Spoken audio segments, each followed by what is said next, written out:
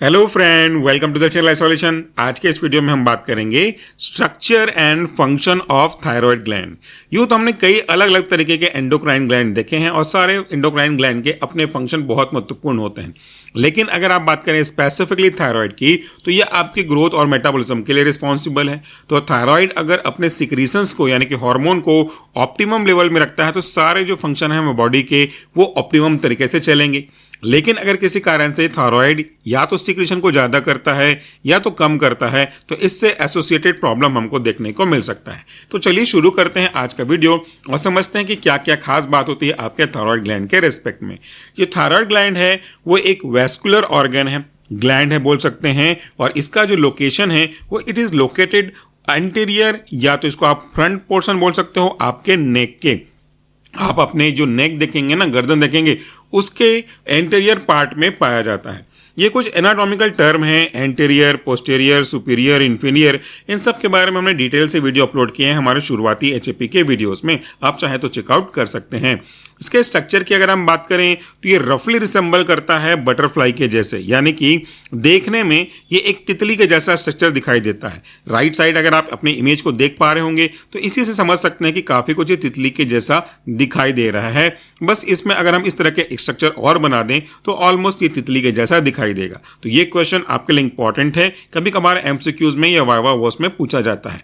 इस पैराग्राफ में एक इंपॉर्टेंट बात यह है कि यहाँ पे आप याद रखिए, ये जो आपका थायराइड ग्लैंड है ये कई अलग अलग जो लार्जेस्ट ग्लैंड है उन्हीं के जैसा एक लार्जेस्ट ग्लैंड है। और इसके जो स्ट्रक्चर वाइज अगर हम डायमेंशन के बारे में बात करें तो इसका जो वजन होता है वो 20 से 40 ग्राम के आसपास है। तो ये भी एक इंपॉर्टेंट क्वेश्चन बन जाता है और ये वेट एडल्ट के रेस्पेक्ट में है। इस ग्लैंड के पास दो लोब होते हैं और वो दोनों ट्रैकिया के एक एक तरफ लोकेट होते हैं, जिनका अगर आप मेजरमेंट लोगे तो 4 से 6 सेंटीमीटर के आसपास लंबाई में होते हैं और 1.3 से लेकर के 1.8 सेंटीमीटर इनकी चौड़ाई में होती है। तो यहां से आप इसको देख सकते हो, 4 से 6 सेंटीमीटर ये इनके लेंथ को रिप्रेजेंट कर रहा है और 1.3 to 1.8 इनके लगभग विड्थ को रिप्रेजेंट कर रहा है। तो ये दो डायमेंशन आपको जानना चाहिए एमसीक्यूज के रेस्पेक्ट में। The primary function of thyroid gland is to secrete 2 hormones. अगर आप देखेंगे कि जो प्राइमरी फंक्शन है, स्टार्टिंग फंक्शन है वो थायराइड ग्लैंड का क्या है, तो ये 2 तरीके के हार्मोन को सीक्रेट करता है, जिनके नाम कुछ इस तरीके से हैं। पहला है ट्राई आयोडो थायरोनिन, जिसे हम शॉर्ट में T3 कहते हैं, और उसके बाद एक और जो हार्मोन है उसका नाम है थायरोक्सिन, जिसे हम T4 कहते हैं। तो ये T3 का नाम क्या है और T4 का नाम क्या है ये भी याद रखिएगा, क्वेश्चन पूछा जा चुका है। तो both T3 and T4 hormones play a very very important role that affect almost every tissue in the body. ये जो थायराइड हार्मोन से सीक्रेट किया जाने वाली T3 एंड T4 हैं, बेसिकली बॉडी के हर एक टिश्यू को अपने प्रभाव के अंदर लेते हैं। ये जो थायराइड ग्लैंड है ये लोकेटेड होता है एंटीरियर नेक बिटवीन, ये भी याद रखिएगा, between C5 and T1 vertebra. हमने इसके पहले भी बात कर चुका था वर्टेब्रा के बारे में। तो ये जो लोकेशन है C5 एंड T1 ये इंपॉर्टेंट है, please do remember this important point. It consist of 2 lobes and parathyroid gland are present on their posterior surface. तो ऊपर हमने बताया था कि इसके 2 लोब्स हैं, लेकिन इसी के साथ साथ इसमें एक पैराथोराइड ग्लैंड भी लोकेटेड होता है जो उनके पोस्टीरियर यानी कि पीछे के सरफेस पर पाया जाता है। वो आगे आने वाले वीडियोस में हम समझ पाएंगे। यहां भी अगर आप देखें तो इमेज में आपको दिखाई दे रहा है ये जो 4 आपको छोटे छोटे मटर के दाने जैसा स्ट्रक्चर है, ये आपके पैराथोराइड को रिप्रेजेंट करता है। चलिए चलते हैं नेक्स्ट स्लाइड में और देखते हैं कि नेक्स्ट स्लाइड में हमारे पास क्या इंफॉर्मेशन रखी हुई है। इससे पहले कि हम सेकेंड स्लाइड में पहुंचे, आपकी जानकारी के लिए बता दूं कि हमने मेरी लिखी हुई, वंदना जंगेली की लिखी हुई और कोयता प्राते की लिखी हुई एक किताब है जिसका नाम है MCQs in human anatomy and physiology. इस पर ह्यूमन एनाटॉमी 1 और 2 दोनों के क्वेश्चन कवर किए गए हैं। आपको काफ़ी सारे क्वेश्चन इसमें मिलेंगे। अगर आप ये बुक देखना चाहते हैं, परचेज करना चाहते हैं तो अमेजॉन से आप परचेज कर सकते हैं। इसका लिंक आपको वीडियो के डिस्क्रिप्शन बॉक्स में मिल जाएगा। आगे बढ़ते हैं तो कुछ हिस्टोलॉजी देख लेते हैं आपके थायराइड ग्लैंड से संबंधित, यानी कि उनके जो सेल्स वगैरह हैं, उनकी जो कोशिकाएं वगैरह हैं, उनसे जुड़ी हुई क्या क्या खास बात होती है। पहला पॉइंट कहता है the thyroid gland is made up of numerous small spherical structure which is known as a follicles. यानी कि आपके जो थायराइड ग्लैंड है वो काफी सारे स्मॉल और स्फेरिकल, देखिए इनका जो शेप कैसा होगा, स्फेरिकल होगा, और जिस तरीके से स्मॉल और स्फेरिकल स्ट्रक्चर से मिलकर बने हुए होते हैं इन्हें हम फॉलिकल्स कहते हैं। तो आखिर ये फॉलिकल्स हैं क्या, यहाँ पे देखिए thyroid follicles are these functional unit of thyroid, यानी कि थायराइड के काम करने के यूनिट है, इकाई है। Each follicle is filled with a protein rich fluid.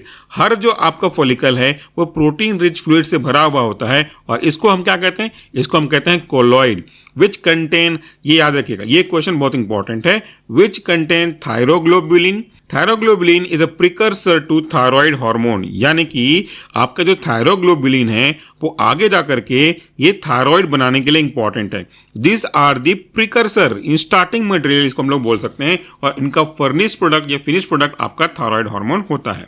So next है आपका फॉलिकुलर सेल। ये फॉलिकुलर सेल क्या होते हैं, ये आपके फॉलिकल्स के सेल लाइनिंग होते हैं, ताकि ये क्या करेंगे, आगे जाकर के सिंथेसाइज करने में और सिक्रीट करने में किसको, थायराइड हार्मोन को मदद करते हैं। So follicular cell are the lining of the follicles which are responsible for synthesising and secreting the thyroid hormone.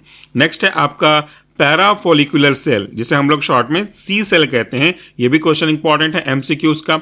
So this cell located between the follicles secrete the hormone calcitonin. Calcitonin बहुत important है, आगे भी समझ में आएगा, which involve in the calcium metabolism, ताकि आपकी body को ये स्ट्रेंथ प्रोवाइड कर सके, स्टेबिलिटी प्रोवाइड कर सके। चलिए चलते हैं नेक्स्ट स्लाइड में। अब हम बात करने वाले हैं फंक्शन ऑफ थायराइड ग्लैंड। जो मोटा मोटा इंपॉर्टेंट फंक्शन है थायराइड ग्लैंड के, वो क्या क्या है देख लेते हैं। सबसे पहला है आपका हार्मोन प्रोडक्शन। थायराइड ग्लैंड का तो काम ही यही है हार्मोन बनाना, और कौन सा हार्मोन है वो भी हमने शॉर्ट में देखा, T3 T4। The thyroid gland produce two main hormone, क्या क्या है, थायरोक्सिन T4 एंड ट्राईआयोडोथायरोनिन यानी कि T3। तो ये दो हार्मोन याद रखिएगा। This hormone are iodine containing compounds, इसीलिए थायराइड ग्लैंड का जो मेन काम होता है वो आयोडीन को ट्रैप करना है, और आयोडीन की कमी की वजह से आपने देखा है कई बार गोइटर जैसे प्रॉब्लम होने लगते हैं। So these hormone are iodine containing compound derived from the amino acid tyrosine, जो कि टायरोसिन से डिराइव्ड होते हैं। T4, ये वाला लाइन बहुत इंपॉर्टेंट है, ये पूछ चुका है।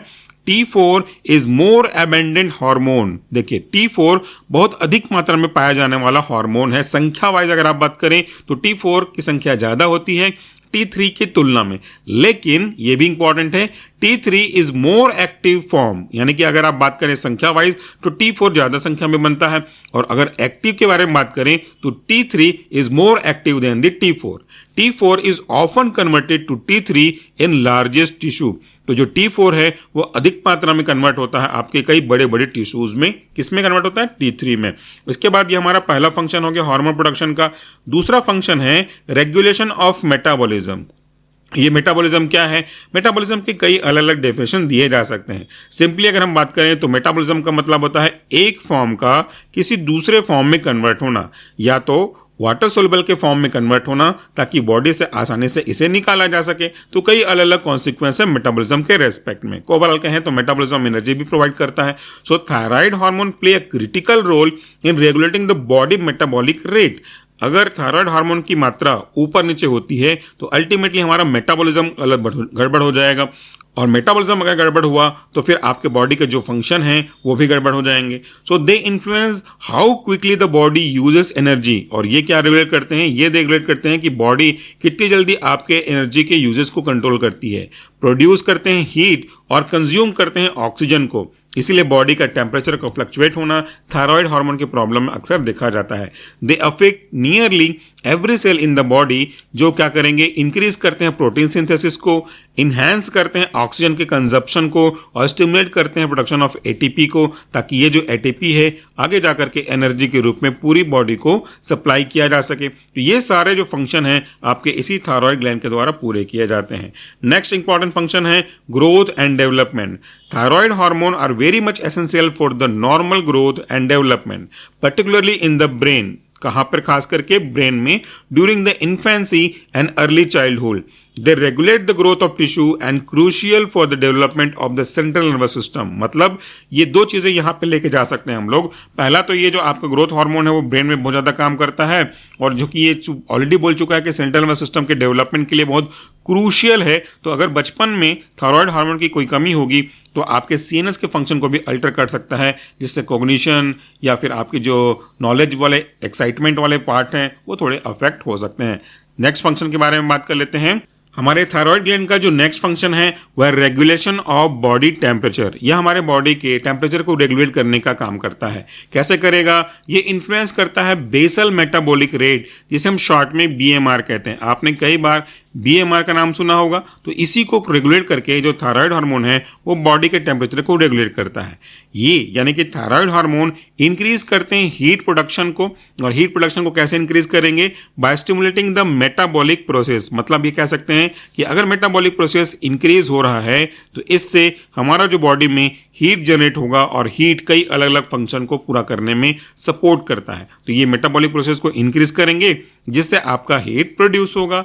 नेक्स्ट फंक्शन है रोल इन कार्डियोवास्कुलर सिस्टम। हमारे कार्डियोवास्कुलर सिस्टम में इस थायराइड ग्लैंड का बहुत बड़ी भूमिका होती है। ये क्या करते हैं? थायराइड हार्मोन इंक्रीज करते हैं हार्ट रेट को। याद रखिएगा, ये हार्ट रेट को इंक्रीज करते हैं, ये कार्डियक आउटपुट को भी इंक्रीज करते हैं और ये ब्लड फ्लो को भी इंक्रीज करते हैं by enhancing the effect of sympathetic nervous system.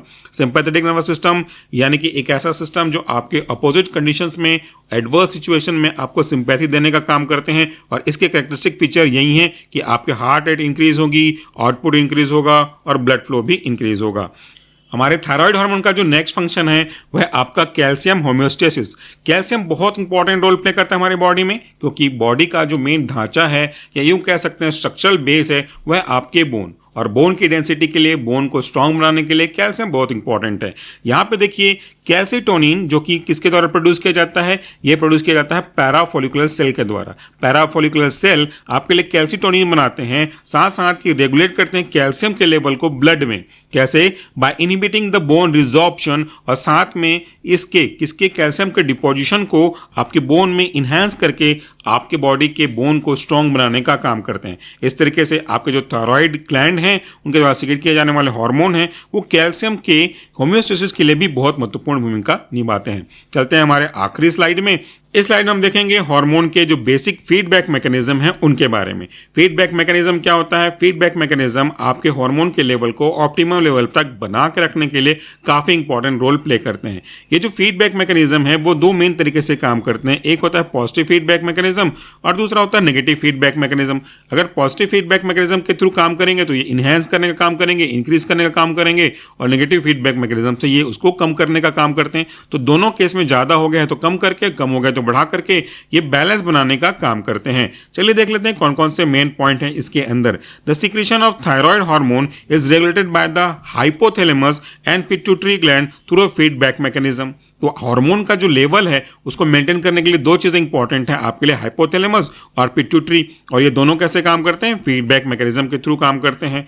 दूसरा अगर आप देखोगे तो हाइपोथैलेमस इसमें बहुत महत्वपूर्ण भूमिका निभाता है। किसमें? फीडबैक मैकेनिज्म में। हाइपोथैलेमस प्रोड्यूस करता है थायरोट्रोपिन रिलीजिंग हार्मोन, ताकि ये आगे जाकर के थायराइड के बनाने के लिए रिस्पॉन्सिबल हो, जो कि हमने पिछले स्लाइड में देखा हुआ था। नेक्स्ट है पिट्यूटरी ग्लैंड कैसे भूमिका निभाएगा फीडबैक मैकेनिज्म में? इन रिस्पॉन्स टू टीआरएच यानी कि thyrotropin releasing hormone, the anterior pituitary release the thyroid stimulating hormone, जिसे हम कहते हैं टीएसएच, जो कि थायराइड के रिलीज को स्टिमुलेट करने का काम करता है और इसके बाद वो चीजें बनने लगती हैं। अब हम बात करें थायराइड ग्लैंड का फीडबैक में रोल क्या है, तो जो थायराइड स्टिमुलेटिंग हार्मोन है वो क्या करता है? स्टिमुलेट करता है थायराइड को, तो उसके प्रोडक्शन को और उसकी रिलीज को। किसके रिलीज को? T3 एंड T4 को, क्योंकि यही दोनों हार्मोन आपके थायराइड ग्लैंड से रिलीज होते हैं। नेक्स्ट लेवल है high level of T3 and T4। अब हम तो यहां तक बात कर रहे थे कि अगर कम हो रहा है तो सिंथेसाइज किया जाएगा, इंक्रीज किया जाएगा, but in this case fifth point पे देखिएगा, अगर आपकी ब्लड में, बॉडी में लेवल जो T3 और T4 का हाई हो गया है तो क्या करेगा? High level of T3 and T4 inhibit the release of TRH and TSH। अगर ब्लड में T3 T4 का लेवल ज्यादा होता है तो फीडबैक मैकेनिज्म आपके TRH मतलब ऊपर में आपने देखा था ये आपका थायरोट्रोपिन रिलीजिंग हार्मोन को कम कर देगा, और दूसरा TSH यानी कि थायराइड स्टिमुलेटिंग हार्मोन, इनको कम कर देगा ताकि ये ज़्यादा जो बन रहे थे वो कम हो सकें और ये आपके नॉर्मल रेंज में लाइज कर सकें, नॉर्मल रेंज में आ सकें। तो ये था हमारा आज का वीडियो, जिसमें हमने कुछ इंपॉर्टेंट पॉइंट जो कुछ स्पेसिफिक समझने लायक नहीं है, कुछ पॉइंट को आपको याद रखना है, इनके अकॉर्डिंगली आप अपने इस जो थायराइड हार्मोन है इसके स्ट्रक्चर एंड फंक्शन को समझ सकते हैं। Thank you so much for watching this video. नमस्कार, टेक केयर।